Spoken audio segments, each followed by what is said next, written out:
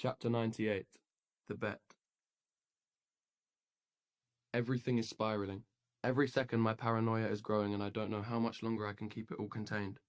Preventing this mistake, no, betrayal from spilling, pouring over into my life seems impossible. I think I've convinced Molly and Jace to keep their mouths shut and their egos far away from my relationship. I've just spent the last hour playing their games, lying, and strictly not going anywhere near the truth. I just don't get the obsession with her. She's not that pretty. I've said it a million times, but not only is she not that cute, she's also pretentious as hell. Molly won't shut up about Tessa. She hasn't stopped talking about her since she showed up tonight. And now here she sits, her feet dangling off the edge of the dock. Look at you using big words, Jay smiles at Molly. I wouldn't go that far, but she doesn't fit in around here, and that's pretty obvious. He looks at me, then away quickly. He throws something into the water, a bottle. It floats, and I immediately think about what Tessa would say about littering. Molly's phone keeps vibrating in her hand, and each time she reads whatever's on her screen, I get more and more impatient. Enough about her. I look over at Jace, who's wearing the vest of his work uniform. Are you working today? He shakes his head, then looks at Molly. Nah, I was going to pick up some hours this afternoon, but I'm going to clock out. You guys hungry? Molly jumps up from the wooden dock. Always. Let's go to Blind Bob's. Steph is there. I consider declining and taking my ass back home to Tessa where I belong, but something keeps me from using common sense, and before I know it, the three of us are in my car heading to Blind Bob's. Maybe I'll tell everyone at once, the whole group, killing two birds with one stone and all that, and see what I have to do to keep them from ruining my entire life. I fucking hate how much power they have over me, over Tessa, over our life together. Fuck. I should tell them before we go to London, if Tessa agrees to go with me. I'm sure she will, because she won't be able to say no to visiting the old stomping grounds of her literary heroes. Whose car is that? Molly points to Tessa's parked car, and my stomach drops. I stormed off today, being a complete dick, and now Tessa is here with my friends. This could go so terribly, so fucking quickly. I won't let it. Molly says something to Jace that I don't catch, and stupidly I ignore them, focusing on keeping my feet from running into Bob's. When I step inside, the two of them are on my heels. I shake the snow from my hair and approach Tessa. I have to get her out of here, and fast. Tessa, I need to talk to you. Right now? Yes, now. I grab a hold of her arm. She pulls away a little. What the hell are you doing here? I ask in a low voice, so only she can hear me. I'm trying to control my anger. I know that this isn't her fault, but being rational isn't exactly my strong suit. I came to hang out with Steph. I can tell she's lying by the nervous way she pulls her bottom lip between her teeth. Bullshit. I look over toward the group, and Molly is smiling while staring at Tessa and me. Fuck. You need to go, I tell Tessa, hoping she'll listen to me. Excuse me? Of course she won't leave. You need to go home. Home where? Back to my new dorm, she says, pressing me. My blood runs cold. They've been talking before I got here, clearly. This can't happen, not here, not now. Yep, I told them. I told them that we live together. How could you not? Do you know how stupid that makes me look? I thought we were past you trying to keep me a secret. My chest burns. I swallow my anger down. I try to lie to keep this from exploding in this shitty bar.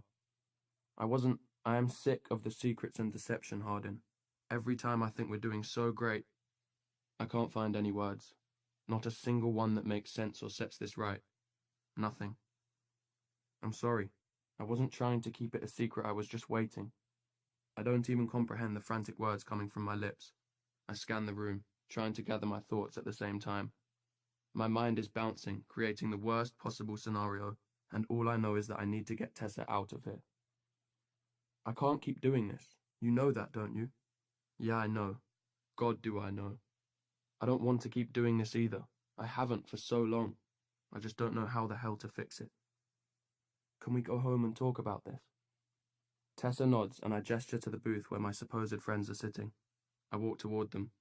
We're going to go, I tell them. Jay smiles and lights me on fire. I know that look. So soon? He says, picking at the tearing scab I've been trying to keep from bleeding out. Yeah, I look at Tessa. We need to go, I tried to tell her with my eyes. Back to your apartment, Steph asks Tessa. Tessa's eyes go wide, and she looks at me. Your what? Molly gapes.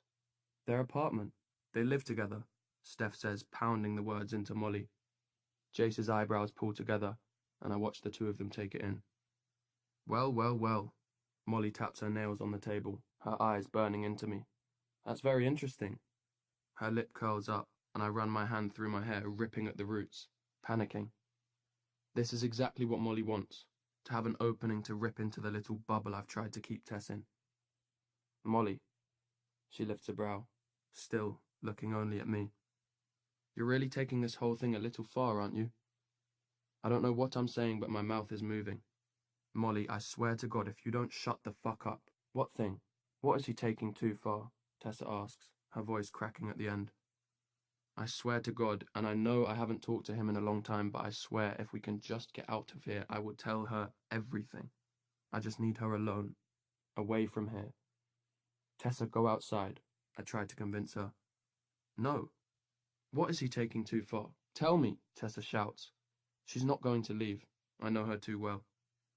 Wait, you're in on it, aren't you? Molly laughs, licking her lips. I knew it. I told Jace you knew it, but he wouldn't believe me. Hardin, you owe Zed some big bucks for this. Molly gets up from the booth. I can feel everyone's eyes on me, but I only care about Tessa and the way her grey eyes are beginning to water. With a shaky voice, Tessa asks, Knew what? I try once again to remove her from the chaos. This time I reach for her arm, and she jerks away.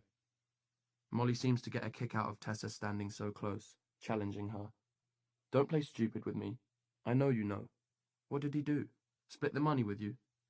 Tessa, I touch her fingers, hoping that I can bring her back to me, but she moves my hand away. Tell me, what is she talking about? Any hope of words coming from my mouth disappears. I try to speak, but I can't. Molly cackles. Oh my God, you really don't know? Oh, this is amazing. Everyone pull up a seat. Molly, don't, Steph pleads. I can't speak. What the fuck is wrong with me?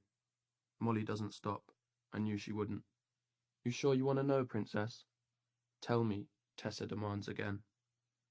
I feel like I'm watching a movie, watching the scene play out in front of me, and even I want my character to move, to grab Tessa and run away, or at least to fucking speak. Nothing comes. I tried to convince myself that this is better, that the sooner Tessa knows how fucked up I actually am, the better. For her. At least I don't have to say it. I don't have to say anything. Yes, I'm a coward, but we all already know that. Molly shatters that last plan of mine. No, I think Hardin should tell her. I second that, Jay says, lifting a beer into the air. Go on, Hardin. Tell her. It wouldn't help anything to use physical violence right now. It wouldn't help anything to knock Jace's teeth out. I keep trying to tell myself that as the world spins around me. Black and red, that's all I can see. And grey, Tessa's eyes, looking at me, begging for answers. I will tell you outside, I say to her. It would be so much worse to tell her in front of everyone, even though they already know.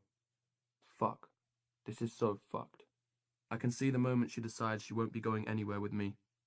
No, you tell me here, in front of them, so you can't lie. I'm sorry, I begin, as if that makes any of this better. Tessa, you have to remember that this was way before I even knew you. Tell me. That night, that second night, the second party you came to, when we played Truth or Dare, and Nate asked if you were a virgin. I don't know where to start, or where to end. I wish she would have just left me before. Out of all the shit I've done, she should have done this so long ago. It would have been so much better for me, for Tessa, instead of this public crucifying of her, of me, of what we have. Had. Go on, Jace harasses me. You said you were, and that gave someone an idea. My throat catches, the words, my mind and body begging me not to do this here. Gave who the idea? Molly interrupts. Me. Gave me the idea. I choke out while managing to keep my eyes on Tessa's. I need to look away for my own sanity, but I can't. I at least owe her that. That it could be fun to make a bet. As the words fall between us, Tessa begins to cry. I dig my fingernails into my hand, hoping to draw blood. It would be a distraction from the pain coursing through the rest of me. Seconds of silent breaths feel like hours of conversation as I wait for someone to speak. Tessa tears her eyes away from me and turns to Steph. You knew? I was going to tell you so many times, Tess, Steph says, and I wonder if that's true. It doesn't seem likely, but the tears are pretty convincing. I didn't believe it when he claimed he won, even with the condom, Jace chimes in, continuing to pour gasoline all over this fire. Molly laughs. Right, me either. The sheets, though. I mean, how can you deny blood on the sheets? The kind of man, no boy, who would bring bloody sheets to his friends. I'm exactly like my father. Worse, even. Tessa, I am so sorry. I move toward her. I don't know how she can even look at me. I hate myself more than she ever could, and that helps me balance my rage and humiliation until I look at her again. Molly continues to dice up what's left of both of us. I don't even tell her to shut up this time. I deserve to be reminded of how disgusting I am. I don't even know if I can actually hear her voice. I can only hear Tessa's sobs coming from next to me as Molly keeps on. But really, he was supposed to win the bet that night. He was pretty cocky about it, but Zed kept saying you wouldn't give it up that quick. I guess Zed was right. But you still gave it up quicker than I thought you would, so I suppose it's a good thing I didn't bet any money. You'd be happy to know that you were worth a pretty penny, even though Zed tried to bitch out a few times. But with Jace, Logan, and Zed's money, I hope at least he bought you dinner, Molly says, laughing. Jace chugs the rest of the beer. I can see myself in the reflection in his glass, and I swallow down the bile in my throat as he speaks.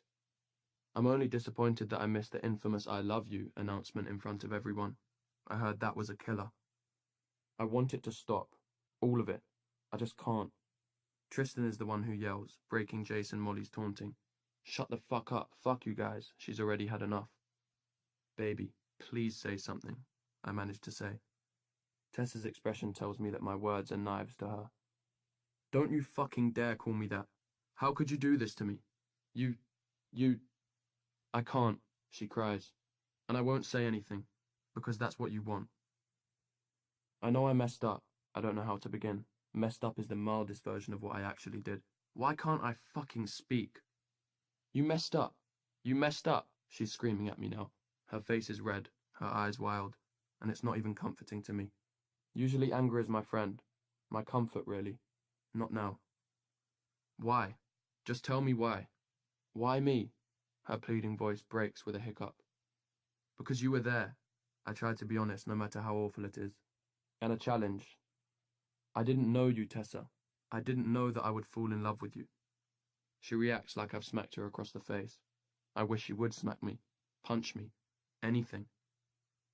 You're sick. You're fucking sick, she yells, looking at me and my friends like we're all the same. Maybe we actually are. I'm more like them than I am like her. I had almost let her convince me otherwise. When I touch her again, she finally gives me what I want and slaps me across the face. I welcome the pain. You ruined everything. You took something from me that wasn't yours, Hardin, that was meant for someone who loved me truly. It was his, whoever he is, and you took that. For money? I ruined my relationship with my mother for you. I gave up everything. I had someone who loved me, someone who wouldn't hurt me the way you did. You are disgusting. Her words are so much fucking worse than her hand across my cheek. My fingers itch to make a fist, to connect with the hardest metal or wood near me. I tried to focus on her again. I'm speaking before I even realize it. A desperate man. I do love you, Tessa. I love you more than anything. I was going to tell you. I tried to get them not to tell you. I never wanted you to find out. That's why I was out all night, getting them to agree not to say anything. I was going to tell you soon, now that we live together, because then it wouldn't matter. Are you... Oh my God, Hardin. What the hell is wrong with you? You think going around convincing people to not tell me is okay? The fact that I wouldn't know would make it all okay? You thought that if we lived together, I would let this go? That's why you were so determined for my name to be on the lease. Oh my God, you are sick. Her eyes spark, and she looks up, then back at me. That's why you went and got my stuff for me, from my room, because you were afraid Steph would tell me. Not exactly, Tessa. I just wanted to keep you hidden. I keep the words to myself. What did you do with the money, Hardin? I shouldn't tell her. Tell me. She doesn't give me a choice. Your car, the paint, and the deposit for the apartment? I thought if I was going to tell you so many times. Once I knew it wasn't just a bet anymore. I love you. I loved you the entire time, I swear it. You kept the condom to show them, Hardin. You showed them the sheets. The bloody fucking sheets.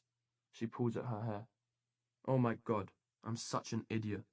While I was reliving every detail of the best night of my life, you were showing your friends the sheets. I know. I don't have any excuse. But you have to forgive me. We can figure this out. I try.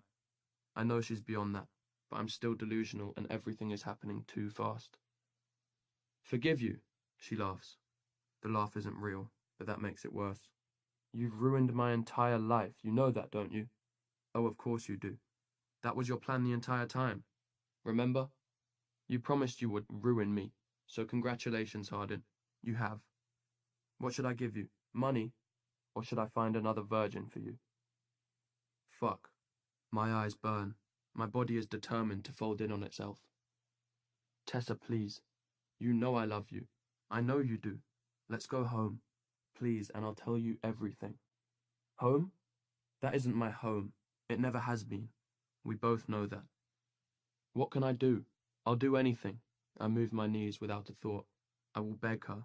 I will plead with her until I'm blue in the face and the bar is closed and the snow is melted. I'll stay here, on my knees, long after winter leaves if I have to. You? Nothing. There is nothing you can do for me anymore, Hardin. Does she mean it? Will she always feel that way?